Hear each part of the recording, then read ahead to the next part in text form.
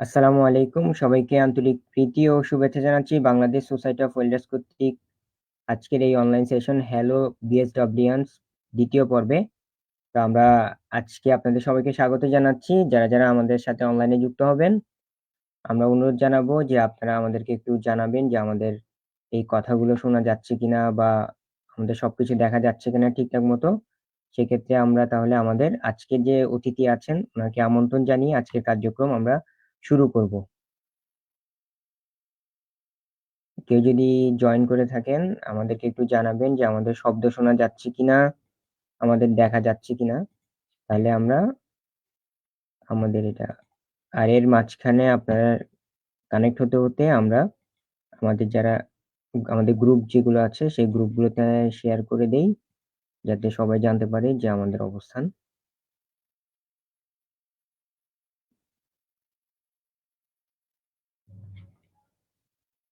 কেউ যদি আমাদেরকে একটু জানান যারা জয়েন করবেন, আমাদের শোনা যাচ্ছে কিনা, দেখা যাচ্ছে কিনা, তাহলে আমরা আমাদের কার্যক্রম শুরু করব।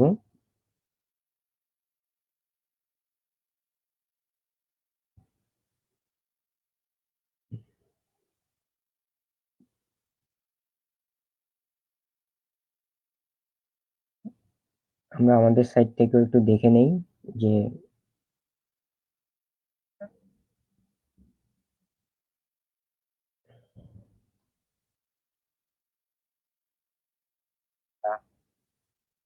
আমাদের কার্যক্রম শুরু করব।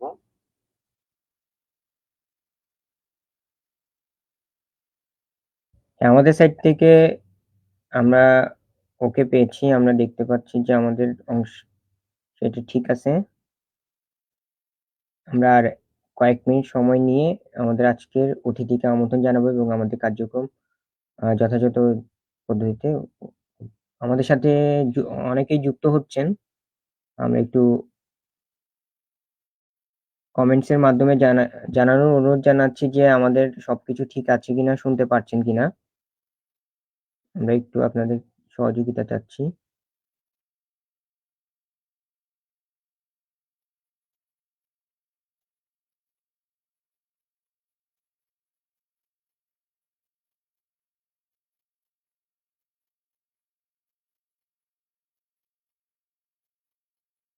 কেউ যদি এর মধ্যে জয়েন করেন তাহলে আমাদের একটু জানাবেন আপনারা আমাদের শব্দ শুনছেন কিনা।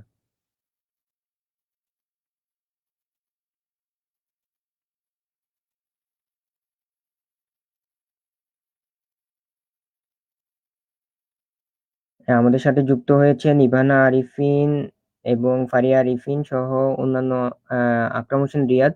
হ্যাঁ, আপনাদের সবাইকে অনেক ধন্যবাদ এবং সবকিছু ঠিক আছে এবং শোনা যাচ্ছে বলছেন। তো সবাইকে অনেক ধন্যবাদ এবং কৃতজ্ঞতা আমাদের সাথে সংযুক্ত হওয়ার জন্যে। আমরা আমাদের কার্যক্রম শুরু করছি। সবাইকে আন্তরিক প্রীতি ও শুভেচ্ছা জানাচ্ছি আবারও বাংলাদেশ সোসাইটি অফ ওয়েল্ডার্স কর্তৃক আয়োজিত এই নিয়মিত কার্যক্রম।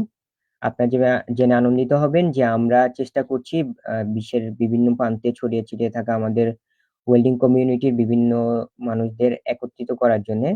তারই লক্ষ্যে আমরা একটি উদ্যোগ নিয়েছি, সেটা হচ্ছে হ্যালো বিএসডব্লিউএন, অর্থাৎ বাংলাদেশ সোসাইটি অফ ওয়েল্ডার্স এর যে সকল শুভাকাঙ্ক্ষী ওয়েল্ডার এক্সপার্টরা বিভিন্ন জায়গায় ছড়িয়ে আছেন তাদের আমন্ত্রণ জানানোর জন্যে এবং তাদের যে অর্জিত জ্ঞান সেটা সকলের মাঝে ছড়িয়ে দেওয়ার জন্য।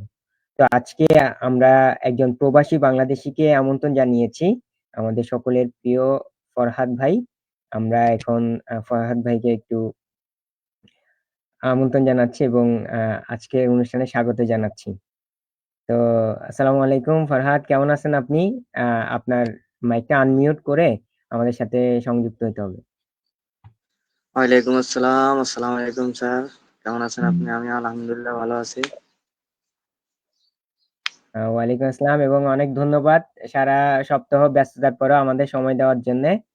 আমরা অত্যন্ত ধন্যবাদ কৃতজ্ঞতা জানাচ্ছি আমাদের সাথে থাকার জন্যে। তো আমাদের সাথে অনেকেই সংযুক্ত হয়েছেন। আমরা প্রত্যেকের প্রতি ধন্যবাদ কৃতজ্ঞতা জানাচ্ছি। পাশাপাশি পরবর্তী সময়ে যারা আমাদেরকে শুনবেন তাদের প্রত্যেকের প্রতি আমরা শুভেচ্ছা এবং সালাম জানাচ্ছি। তো ফারহাদ, আমরা প্রথমে আপনার সম্পর্কে একটু জানতে চাই যে আপনার ছোটবেলায় কোথায় ছিলেন বা বাংলাদেশে আপনার অবস্থান বা ইত্যাদি। তাহলে আমাদের দর্শকরা একটু ভালো লাগতো আরকি। আমি বাংলাদেশের সন্তান। বাংলাদেশ, আমার জেলা নোয়াখালী।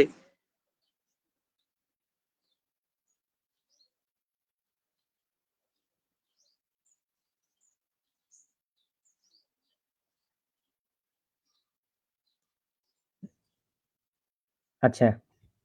তো আপনি আব আম প্রবাসে কোন জায়গায় আছেন? আমাদের যদি একটু বলতেন যে আপনি কি যুক্তরাষ্ট্র বা মধ্যপ্রাচ্য বা কোন জায়গায় এই কমিউনিটির সাথে আছেন বা কি করছেন এখন? মধ্যপ্রাচ্যে ওমানে আছি, ওমান। ওমানে এই আচ্ছা, লাইনে জড়িত। আচ্ছা।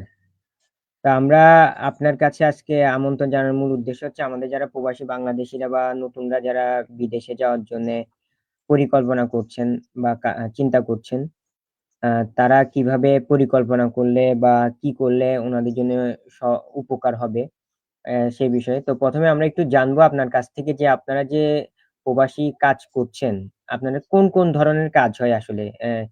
মানে অ্যা কোন পদ্ধতিতে কাজ হয় বা কি কাজ হয়? হ্যাঁ? এদের এই সম্পর্কে যদি একটু আইডিয়া দিতেন। ধরেন আমি একদমই জানি না এই বিষয়ে, একদম নতুন। তা আমরা আপনার কাছ থেকে একটু জানতে চাচ্ছিলাম আরকি। এখানে বিশেষ করে ছোট কোনো কামে হয় না, এখানে সব বড় বড় প্ল্যান্টের কাম হয়, যেখান থেকে তেলগুলা নদীর থেকে তেলগুলা রিফারিং করে এক এক বড় বড় ভেসেল করে ট্যাঙ্ক, বড় বড় ট্যাঙ্ক, এক একটাতে আপনার পানি রাখি দিয়ে, আরেকটাতে তেল রাখি দিয়ে, আরেকটাতে তেল আসে বিভিন্ন লাইনের মাধ্যমে, বিভিন্ন ওয়ালের মাধ্যমে, বড় বড় পাইপ আছে, পাইপ গুলার মাধ্যমে। তো পাইপ গুলা জয়েন্ট করতে হয় ওয়েল্ডিং এর কারণে, পাইপ গুলা ওয়েল্ডিং হয়, জয়েন করে দিলে ওয়েল্ডিং হয়। এগুলা আর মানে ছোট মোটো কোনো কামে হয় না এখানে, সব দক্ষ দক্ষ ওয়েল্ডার। তো আপনি বললেন যে দক্ষ ওয়েল্ডার বা ধরেন আমাদের দেশে তো অনেকেই ওয়েল্ডিং জানে বা ওয়েল্ডিং শিখে তো তারা কি বিদেশে যেতে বাংলাদেশে পারবে?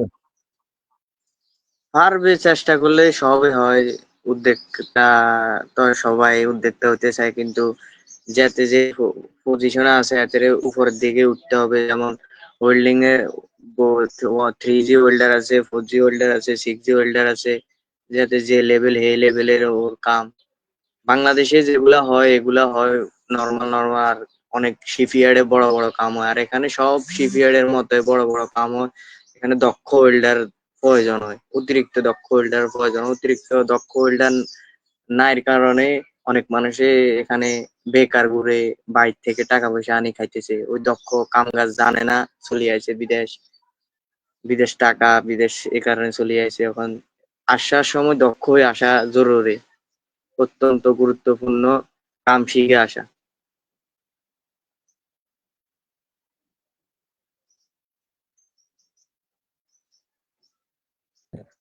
হ্যাঁ, আপনার অনেক মূল্যবান তথ্য দিচ্ছেন। অনেকে আছে যে বিদেশ যেতে হবে এজন্য চলে যাচ্ছে বা বিদেশে হ্যাঁ, চলে আসছে। কিন্তু এখন দক্ষ আর অদক্ষ বলতে মানে কেমন বুঝাচ্ছেন? ধরেন আমি সাধারণ মানুষ তো উনি আসলে ওভাবে বুঝতেছে না। ধরেন আমি তো ওয়েল্ডিং জানি, করতেই পারি।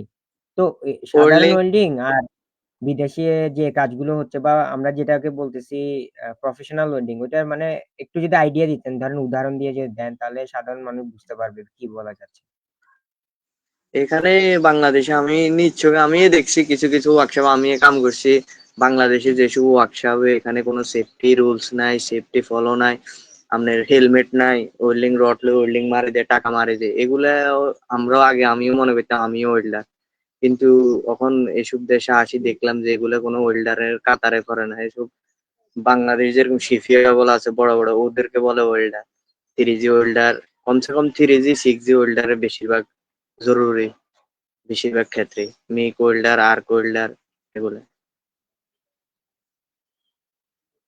আচ্ছা। তা আমি আরেকটু সংযুক্ত করে সেটা মানে ফরহাদ ভাই যেটা বলতে চাচ্ছেন সেটা হচ্ছে যে, আমরা একটা জিনিস শুধু ওয়েল্ডিং করতে পারি বা মানে মেশিন সেটআপ দিয়ে একটা ইলেকট্রোড গলায় ফেললাম। এটাতে আসলে ওয়েল্ডিং বুঝায় না। এখানে প্রফেশনাল না, ওয়েল্ডিং গুলোর মধ্যে অনেকগুলো ব্যাপার থাকে। যেমন নিজের নিরাপত্তা বা সেফটি মেইনটেইন করতে হয়, তেমনি কাজেরও অনেক সেফটি আছে। কাজের সেফটি হ্যাঁ, বলতে যখন আপনি হাই প্রেশার ভেসেলে এই যে একটু আগে উনি বললেন যে অয়েলের জায়গায় অয়েল ট্যাংক যাবে। তো এগুলো কিন্তু অনেক বেশি হেভি কাজ হয়। মোটা ওখানে মোটা যদি এক দেখা যায় একটা যদি কোনো ব্যাচেলর ফিটনেস। হ্যাঁ, একটা ভেসেলের থিকনেস মানে ট্যাঙ্ক বলি আমরা, ট্যাঙ্কের থিকনেস নিম্ন স্তরে 80-90 এর উপরে। তো এগুলা দোনো সাইডে ওয়েল্ডিং হয়, এক সাইডে রুট মারে, পর এগুলা গরম করে জবগুলারে গরম করে ওয়েল্ডিং মারা লাগে, এভাবে ওয়েল্ডিং মারা। দ্বিতীয় কথা, বাংলাদেশে যে আমাদের রড গুলো আছে 6013, এখানে 6013 রড কোনো চলে না। এখানে 6013 রড গুলো দেখলে যাতে আনবে চলে, কিন্তু এইসব কামে চলে না, তাদেরকে দেখলে, সেফটি ওয়ালা দেখলে ফাইন দিবে। আচ্ছা, আচ্ছা। সব মানে সেভেন হচ্ছে জিরো যে ওয়ান একটা স্ট্যান্ডার্ড অনুযায়ী যে ধরনের মেটেরিয়ালস ব্যবহার করতে হবে বা ইলেকট্রোড ব্যবহার করতে হবে, ওইটা ছাড়া অন্য কিছু ব্যবহার করলেই সমস্যা। সমস্যা। আর হ্যাঁ, ওভেন মানে সাথে সাথে ওভেন থাকতে হবে, ওভেনে আপনার রড গুলা গরম গরম রাখতে হবে। আচ্ছা, আচ্ছা। অনেক ধন্যবাদ। এ বিষয়ে জানলাম। এখন আমি একটু জানতে চাই যে ধরেন আপনিও তো ১ম এ নতুন ছিলেন বললেন। তা আপনার প্রশিক্ষণগুলো কোথায় নিয়েছেন? বাংলাদেশে কি আপনি প্রশিক্ষণ নিতে পেরেছেন নাকি দেশের বাইরে গিয়ে শিখেছেন? প্রশিক্ষণ বলছি না স্যার, প্রথমে ওয়ার্কশপে কয়দিন কাম করছি, তারপর দেখি এগুলাতে কোনো সেফটি টেফটি নাই, কোনো মেনটেন নাই এগুলো।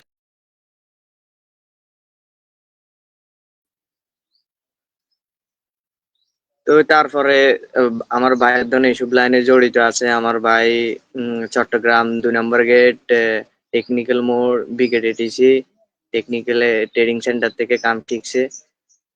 এখানে শিখার পরে তারপর আমিও এখান থেকে শিখছি ৩ মাসের কোর্সে। এখান থেকে শিখা আমার, শিখে ওমান প্রবাসী হলাম, ওমানে কাম কাজ করে। আচ্ছা, মানে বাংলাদেশ সরকার কর্তৃক পরিচালিত যে বিকেডিটিসি চট্টগ্রাম আছে, হ্যাঁ? ওইটা হ্যাঁ। জনশক্তি কর্মসংস্থান মন্ত্রণালয়ের পরিচালনায় পরিচালিত হয়।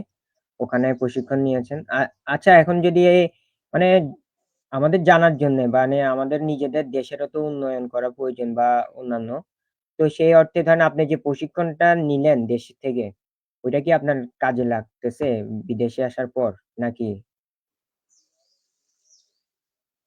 আমি আমি দেখছি, আমি কাম, যে কোনো কাম ছোট না, কিন্তু কাম শিখাটা হচ্ছে জরুরি। কিন্তু আমি দেখতেছি আমার হাতে সময়টা কম, সে কারণে ওয়েল্ডিংটাই আমি বেছে নিলাম। ওয়েল্ডিং শিখে ৩ মাসে আলহামদুলিল্লাহ আমি ওয়েল্ডিং মোটামুটি শিখে ফেলাইছি। ওয়ান জি 1G কনফিডেন্ট হয়েছে পরীক্ষায়। তারপরে সাথে সাথে 2G, 2F, 3G, 3F এগুলো আমি ওখান থেকে ৩ মাসের আগে কমপ্লিট করে আমি আসছি এখানে। আলহামদুলিল্লাহ এই কাজে করছি। প্রথমে আসি আমাদেরকে, আমি তো বাংলাদেশে 6013 জ্বলাইছি, আর এখানে আবার 70 এক প্যাকেট কিনে জ্বলাইছি। তারপরে এখানে দিছে 60, তো এখানে নাই, সব 70 মাইলে বাজি যায়, মাইলে এগুলো করতে করতে আলহামদুলিল্লাহ এখন মোটামুটি ভালোই আছি। আচ্ছা, মানে হচ্ছে যে আপনার ওয়েল্ডিং সম্পর্কে আইডিয়া ছিল কিন্তু প্রফেশনাল ওয়েল্ডিংটা কিভাবে করে সেফটি নিয়ে বা অন্যান্য বিষয়গুলো আপনারা ট্রেনিং সেন্টার থেকে একটু ধারণা নিয়ে তারপর পরীক্ষা দিছেন, ন্যাশনাল স্ট্যান্ডার্ড এর উপর সার্টিফাইড হইলেন। আচ্ছা, এটাই তো না? এই হ্যাঁ, এটাই দেখতেছি কোনো কামে শিখতে চাইলে আমার বছরকে বছর লাগে যাবে। তাই ওয়েল্ডিংটা আমার সবচেয়ে বেটার ছিল। ৩ মাসে আমি অল্প দিনে অল্প যোগ্য হয়ে গেলাম, সেফটি মেনটেন করলাম সবকিছু মিলে। কিভাবে গ্রাইন্ডিং চালাইতে হয়, কিভাবে সেফটি ইস্যু, সেফটি ছাড়া কোনো কাম নাই। গ্লুজে বিনা হেলমেটে ওয়েল্ডিং করলে ক্ষতি ক্ষতি এগুলা শিখলাম।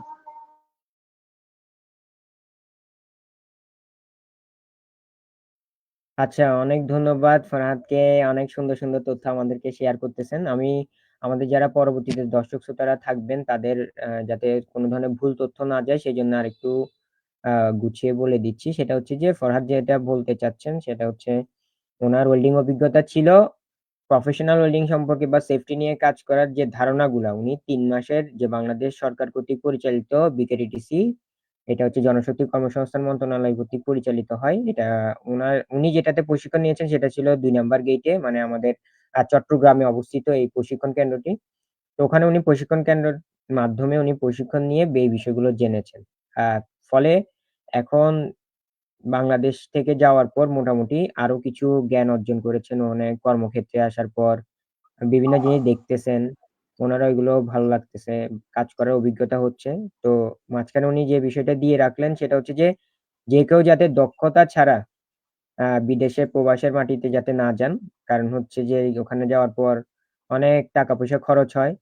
পরবর্তীতে দেখা যায় যে উনারাই কষ্ট করতেছেন, ফ্যামিলির জন্য টাকা পাঠাতে পারতেছেন না। কিন্তু যদি দক্ষ হয় সেক্ষেত্রে অনেক সুযোগ সুবিধা আছে নাকি? অনেকে ঋণ নিয়ে আসে প্রতি মাসে, যে ঋণ গুলো তো দেওয়াটা জরুরি, নইলে ঘরে ওদের ঘরে চলে আসে ও কিস্তি আলা। বিশেষ করে বাংলাদেশে প্রতিটা ঘরে ঘরে এখন কিস্তি আছে, তোরাও অনেক মানুষের লোন নিয়ে কিস্তি নিয়ে আসে। তো এগুলো দক্ষতা থাকলে কামাই করতে অনেক টাকা কামাই করা যায়। আর দক্ষতা না থাকলে ওই খাইতে তিন মুশকিল, ও ফ্যামিলির টাকা কিভাবে দিব, ঋণ কিভাবে ঋণ কিভাবে দিব। এক একজনের 2-3 বছর বিদেশ হয়ে গেছে কিন্তু ঋণ গুলো কখনো দিতে পারতেছে না। কি কারণে? দক্ষতা নাই, এ কারণে। আচ্ছা, অনেক ধন্যবাদ। তো এখন আমরা আপনার একটু নতুন অভিজ্ঞতা জানতে চাচ্ছি। যখন আপনি ১ম গেলেন কেমন ছিল ওই জায়গাটা? সবাই কি আপনাকে সহযোগিতা করতেছে বিদেশের মাটিতে বা কেমন লাগে? আপনার সময় কিভাবে কাটান? একটু যদি বলতেন। সময় প্রথম বাড়ির জন্য একটু আফসোস লাগতো এভাবে। আর কাজের ক্ষেত্রে কাম শিখার আগ্রহ হয়েছে, মূলত যাতে কাম শিখতে অভিজ্ঞতা আছে, মানে আমি কাম শিখতে চাই। অনেকে হেল্প করে, অনেকে বাঙালি আছে ওদেরকে বললে ওরা অনেকে হেল্প করে। বিশেষ করে মিশিং সেটআপ বা কিভাবে মারতে হবে, কি আসে বিষয়, নতুন অবস্থায় অনেকে হেল্প হয়েছে। বিশেষ করে এক নম্বর কথা, বাসার কারণে অনেক মানুষের আমারে বলে এটা লই আইতে, আমি অন্যটা করি, আমারে বলে এখানে কর, আমি অন্যটা করি।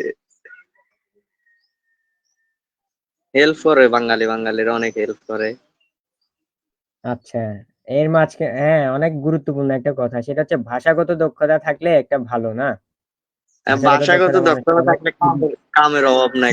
একে ও দক্ষ থাকতে হবে, দ্বিতীয় কথা ভাষা জানতে হবে, থাকলে টাকার অভাব নাই। হ্যাঁ, মানে ভাষা জানলে আসলে হ্যাঁ, মনের মিল হয়তো ভাষার কারণে। এখন ভাষা জানা থাকলে উনি সহজে বুঝে যাচ্ছেন যে কি অনেক ধরনের সময় কাজ কথা করতে বলতে হবে। পারবে না। হ্যাঁ, হ্যাঁ, সেই কারণে।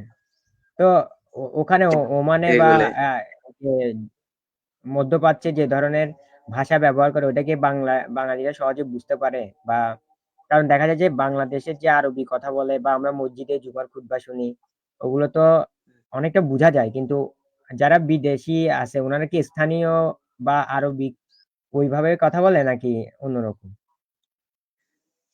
যেগুলা স্থানীয় ওগুলা আরবি এ বলা, আর যেগুলা পাকিস্তানি, ইন্ডিয়ানিরা হিন্দি বলে, আর পাকিস্তানিরাও হিন্দি বলে, কিন্তু বাঙালির বাংলা ভাষা কেউ বুঝে না। আর ইন্ডিয়াতে হিন্দি ভাষা সবাই বুঝে মোটামুটি। বাঙালিরা এখন হিন্দি বলে, আর স্থানীয় লোকেরা আরবি এ বলে।